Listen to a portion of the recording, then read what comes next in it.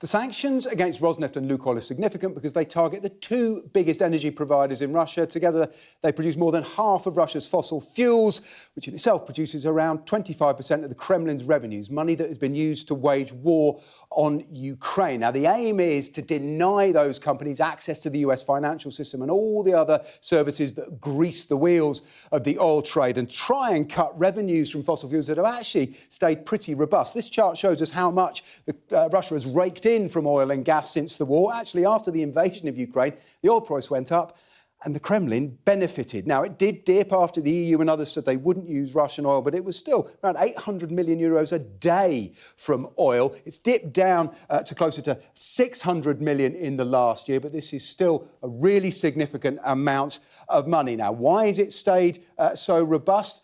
Well, the answer is that the customers changed, but the volume of oil hasn't really. Let's have a look at how that has worked. Before the war, the EU was the biggest customer of Russian oil and gas, followed by China, Turkey, some others, the UK and India right down the bottom. Well, what happened next? The European Union said it wouldn't use oil, so it dropped down, hasn't weaned itself off gas. That's the remaining blue line. The UK, we were negligible anyway. It dwindled to nothing. Look at India down here, a tiny customer.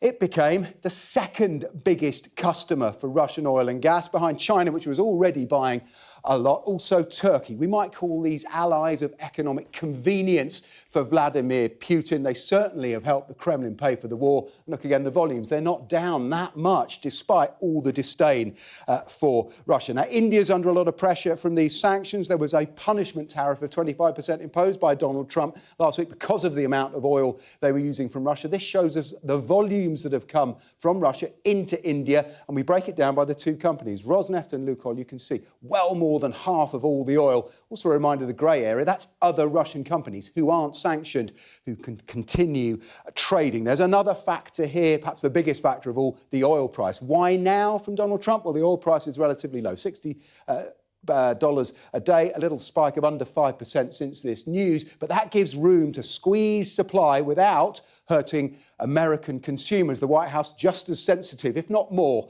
to the price of petrol at the pumps than it is to foreign wars. The question now is whether this will work. The official word is that sanctions are meant to change behaviour, not punish the recipients. We'll have to see if that works this time with Vladimir Putin.